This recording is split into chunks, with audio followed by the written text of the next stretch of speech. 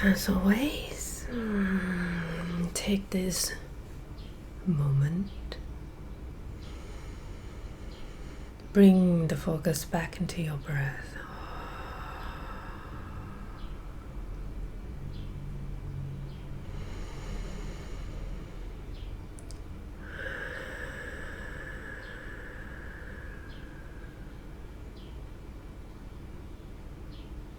Place the hands on the heart as a reminder of where the center is, where the true home is, the home and the center of all time and space, the center of your pulsation of life that connects with all pulsation of life. And breathe.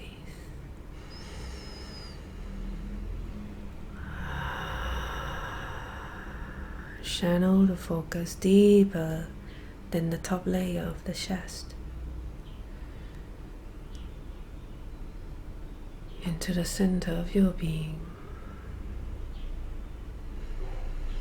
If there's active thoughts, be aware simply and bring the focus back into your home. If there's any irritation, anger, or sadness, be aware with acceptance and return into the heart.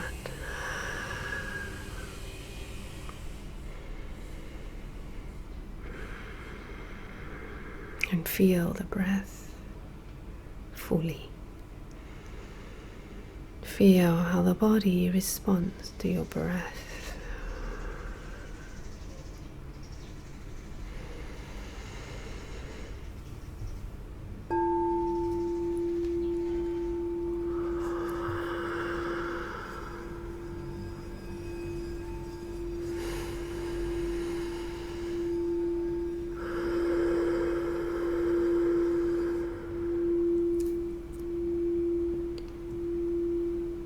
And as our hearts connect in this moment of time,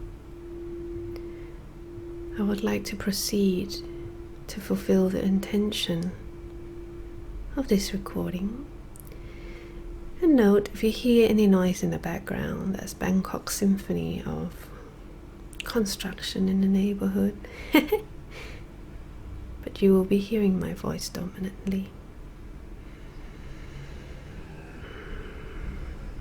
So the topic of this recording that I wish to share a perspective, and as always know that you do not need to agree fully. Take it how it may resonate, take it how it may offer you a different perspective to things.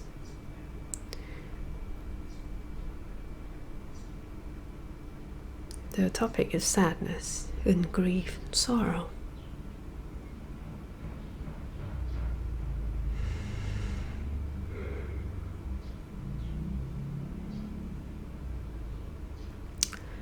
It is a deep wave that runs through all humans. Some acknowledge it, some do their best to avoid it because of the belief system that attach to sadness with being weak.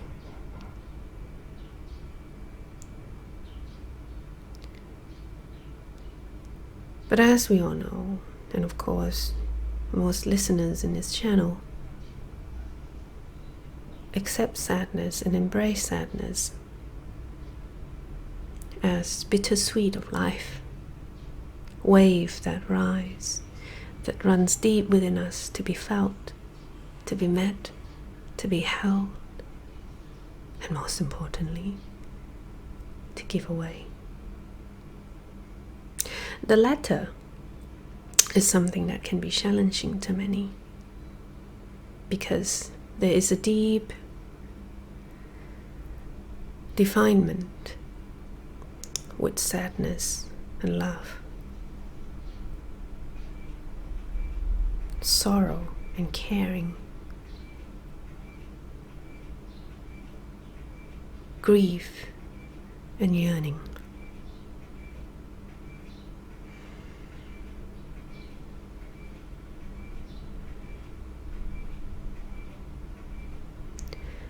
I share from a space that I acknowledged my past experience with sadness for many decades of depression and deep grief,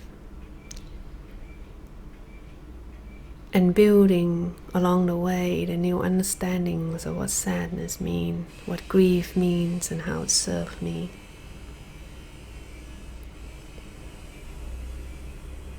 I've come to a different understanding that first I accept that there was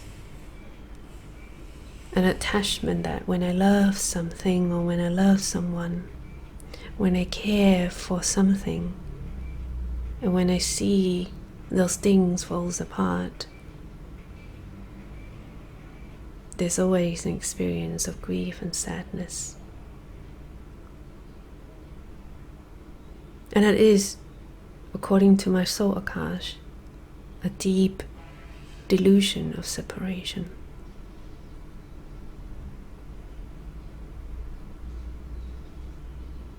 And a deep attachment to what many people can call the pain body, that they keep feeding into sadness, keep feeding into depression, keep feeding into the state of grieving and grieving just because things that were so beautiful fell apart, or things that is so beautiful in my expectation didn't turn out the way it is, or things that I felt that I wanted to feel belonging, felt yearning to be part of, I'm not being part of. All of this narrative that distort me from true unconditioned joy, unconditioned love, or even deeper than that, of being in what is in each moment.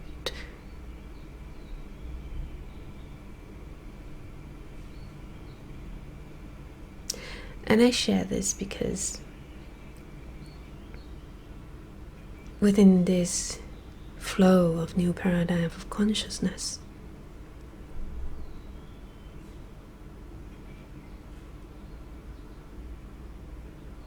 yes, grief is a path to be met, because at time we can get lost in the layer of irritation, the layer of anger, the layer of blame and guilt, and forget to acknowledge the deep grief within us. And when we acknowledge the grief, the next step is to experience it, and the following step is transforming that with gratitude. But it's not something to be forced, it's something to allow it to happen naturally. And how can that? What's the tool? The tool is always being in the present and learning to accept what is inside.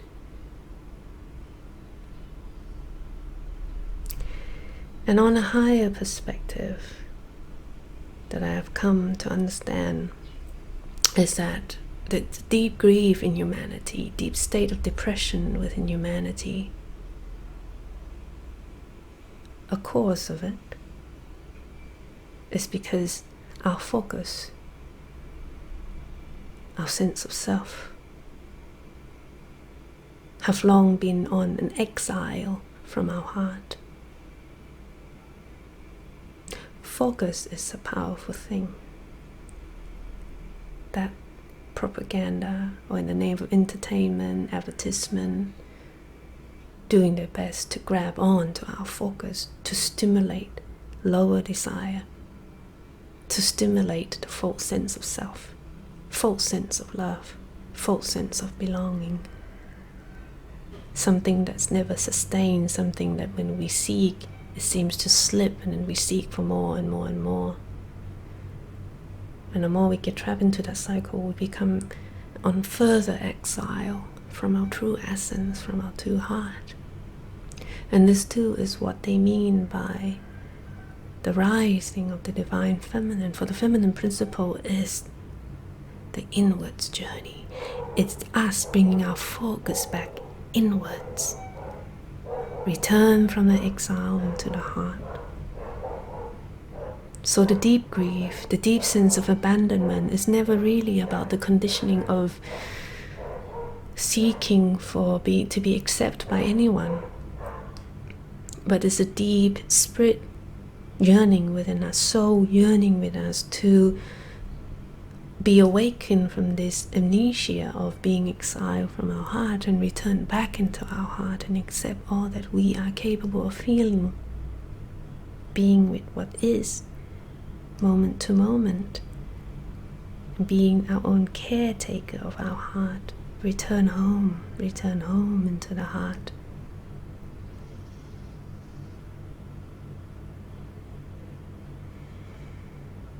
And it is too the reminder that are we going to be the weeping monk or the crying prophets or shamans of sorrows, or can we then go deeper than that in a space of non-attachment and simply be monk of awareness, healer of awareness, shamans of awareness, being of awareness?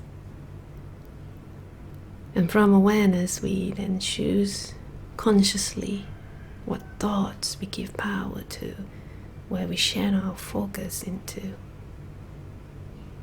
Because when we channel our focus into any thought that rises, it then affects our emotion, and we experience through our emotions, and then the physical body then experience it through different kinds of sensation.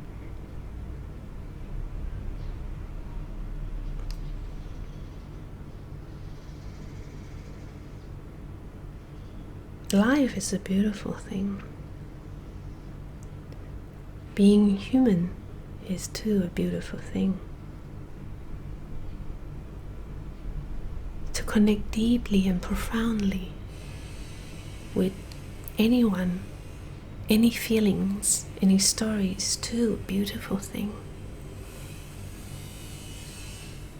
But when we come back into our heart, when we're in a true state of self-love, there is two mindful boundaries of how much we can allow ourselves to be attached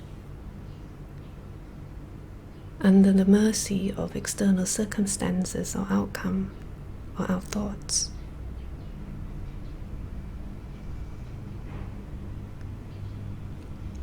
So know that, you probably know by now, that this is not really about disregard and judging grief or sorrow as bad, but is the process of penetrating through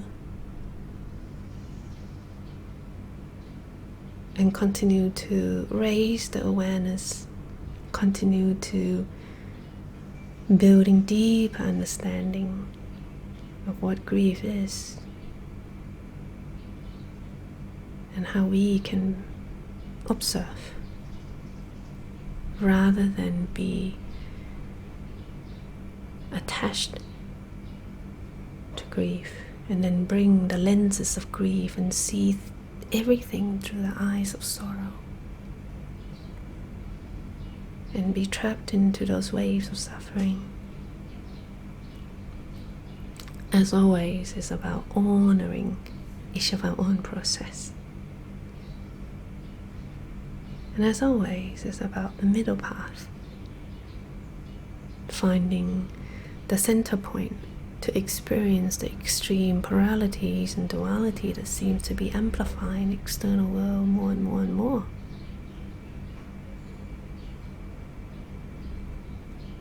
So, to end this, I then welcome you to return into your heart.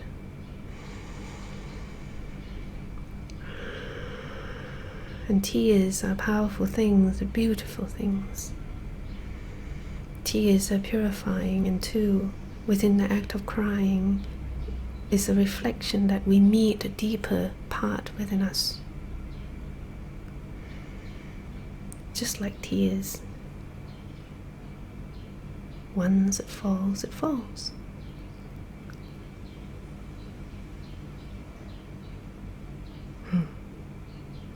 Impermanent.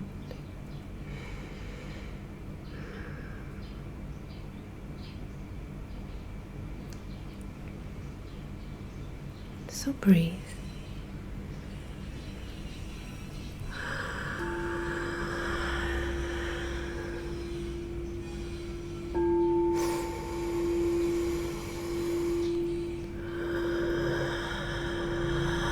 Deeply.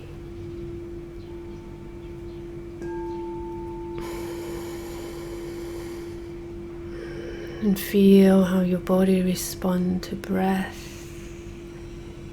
in each movement of in and out, in each moment of now.